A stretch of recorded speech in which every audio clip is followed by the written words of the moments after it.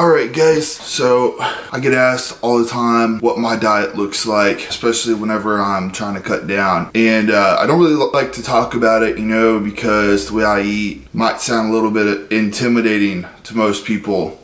Because on the surface, it looks almost like kind of a starvation diet, but whenever you dig into it, it's really not. Not to mention the fact that I eat a lot of cheat meals, and most people really just can't get away with that, because their metabolisms don't work that way. Anyways, let me just go ahead and lay my diet out for you really quick. Meal 1 is 60 grams of protein, 30 grams of fat. I usually have it in the form of a shake. It's 1 cup muscle egg, 1 scoop of Advocare lean body protein, and 2 to 3 tablespoons of sun butter. Blend that together, and it's pretty good.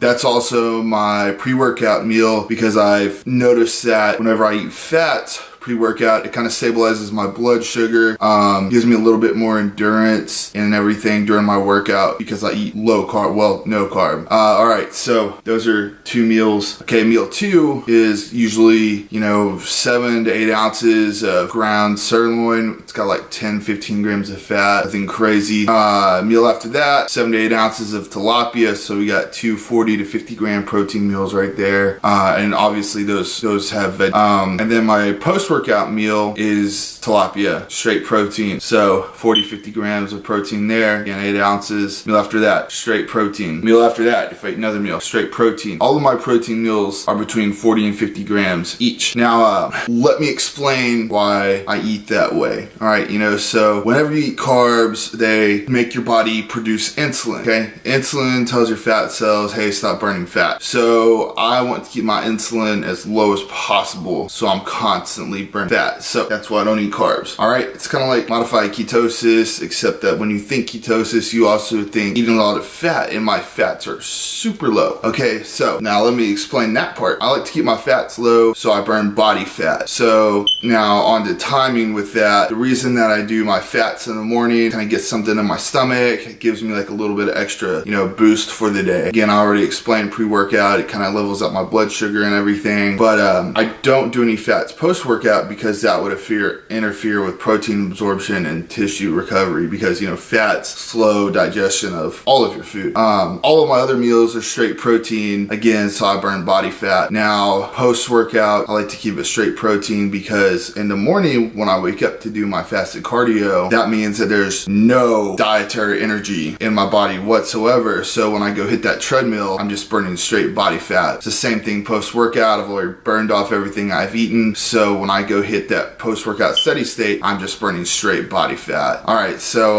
cardio wise, I do about 40 minutes of fasted in the morning because, you got to do at least 30 because it takes 20 minutes to like really kind of get in there and get things moving. And then I do 20 post-workout, again, because I've already worked out, I've burned off that glycogen, so your body's just ready to burn fat post-workout. You can skip that initial 20 minutes because you basically kind of already did it in your lift. So, yeah, and then what I do that is really kind of confusing to people and will throw a lot of you guys off. I do cheat meals like every other day to like every 3 days. I don't like to get depleted because when I get depleted, I tend to my cortisol tends to get real elevated. Once that happens, I've noticed that 1, I start retaining a lot of water, 2, my fat loss slows, 3, I get flat. Also, I kind of start losing, I kind of start like losing my drive and everything. But when I hit that cheat meal, it lowers that cortisol, fills my tissue back out, and it creates a much more positive environment that's conducive to fat loss,